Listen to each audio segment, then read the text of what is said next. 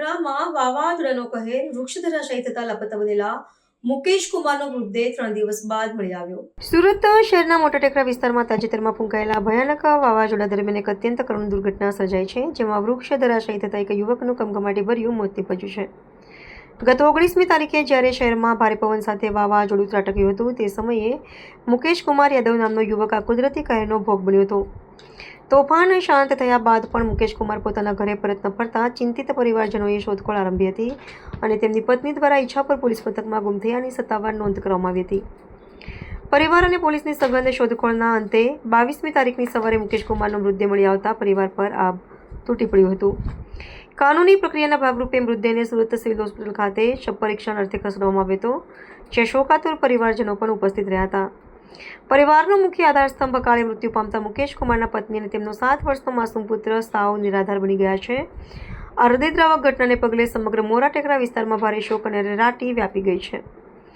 આ કપરા સમયમાં નોંધારા બનેલા પરિવારે અને વિશેષ કરીને મૃતકના પત્નીએ વહીવટીતંત્ર સમક્ષ યોગ્ય આર્થિક સહાય અને વળતરની તાતી માંગ ઉઠાવી છે, જેથી તેમના બાળકના ભવિષ્યને સુરક્ષિત કરી શકાય।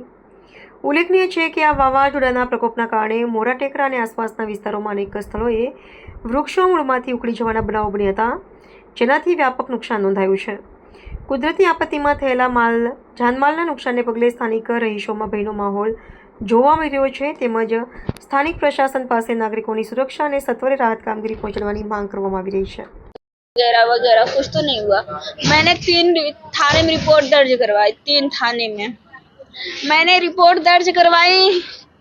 पुलिस को ढूंढना चाहिए ना, कहाँ पेड़ गिरा, कहाँ एक्सीडेंट हुआ, कहाँ कुछ हुआ। पुलिस ने नहीं सुनवाई करते, पुलिस कोई सुनवाई नहीं करता। किसका परिवार चला गया, वो कुर्सी पे बैठा है ना, बस उसको वही अच्छा लगता है। किसी का परिवार कहाँ चला गया, कोई नहीं। उनको ढूंढना चाहिए ना, कहाँ पेड़ गिरा है, कहाँ कुछ गिरा है। यहाँ नीचे तो नहीं गिरा है, सब जगह पता लगानी चाहिए ना। उन्होंने कोई कार्रवाई नहीं की, बस रिपोर्ट लिख दिए, वहां से उनकी जिम्मेदारी खत्म। क्यों खत्म भाई? हम लोग जनता है ना, प्रशासन क्यों चुने हैं आप सबको? अपनी मदद के लिए ना चुने। कब कंप्लेन दिया था ये पुलिस? 19-20 तारीख को। ये कौन से पुलिस स्टेशन तक? इच्छापुर में। और पहले हुआ गई आपको कैसे मालूम? पहले हजीरा करे वहाँ नहीं लिखे थे इच्छापुर। आपको कैसे मालूम हुआ?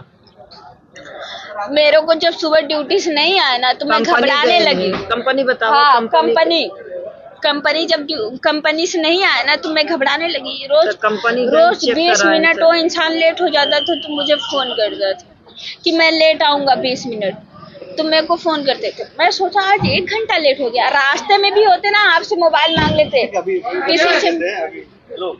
अभी इधर तो ये ठीक है। आप कितने दिन से मिले? 3 दिन हो गए। हाँ, 4 दिन हो गया आज।